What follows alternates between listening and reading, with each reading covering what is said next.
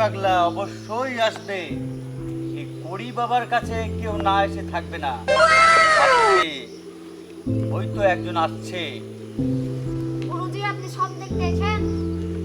আমার মতন তুইও যেদিন শিষ্য থেকে গুরু হবি, তুইও সব দেখতে পাবি, বুঝলি? আয়।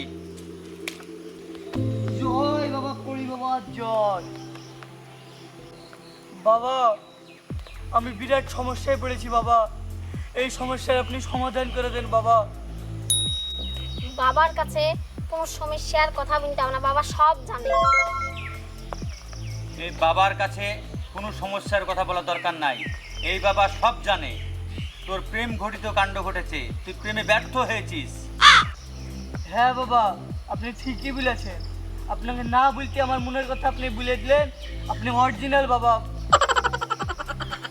এই গুরু রাস্তা নাই। তোর এই সমস্যার সমাধান করতে গেলে ৫,০০০ টাকা দক্ষিণা দিতে হবে, তবেই তোর এই সমস্যার সমাধান হবে।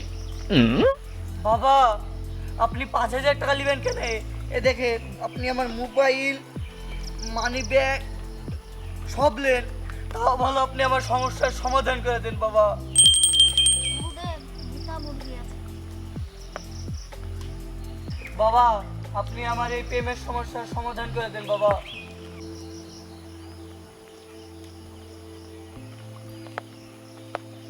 ৬০ বছর ধরে আমি এই মালা তপস্যা করে রেখেছি। যে নে, এই মালাটা নিয়ে গিয়ে তোর গার্লফ্রেন্ডের হাতে বেঁধে দিবি। তারপর দেখবি তোর গার্লফ্রেন্ড তোর প্রেমে হাবুডুবু খাবে। বাবা, এই মালাটা ওর হাতে পরিয়ে দিলে আমার সমস্যার সমাধান আসবে? অবশ্যই। জয় করি বাবা, জয়। জয় করি বাবা, জয়।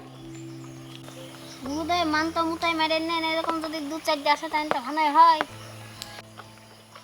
এই কড়ি বাবার রাস্তা নাই। মানুষ এমনি এমনি আসবে আর এরকম দিয়ে দিয়ে যাবে আমাদেরকে, বুঝতে পারলি? শুন, এর রাজ্যে আর থাকা হবে না, এখান থেকে কাটিয়ে পড়তে হবে। তাহলে মাল হয়ে গেছে, তো আমরা কাটিয়ে পড়ি, ফল।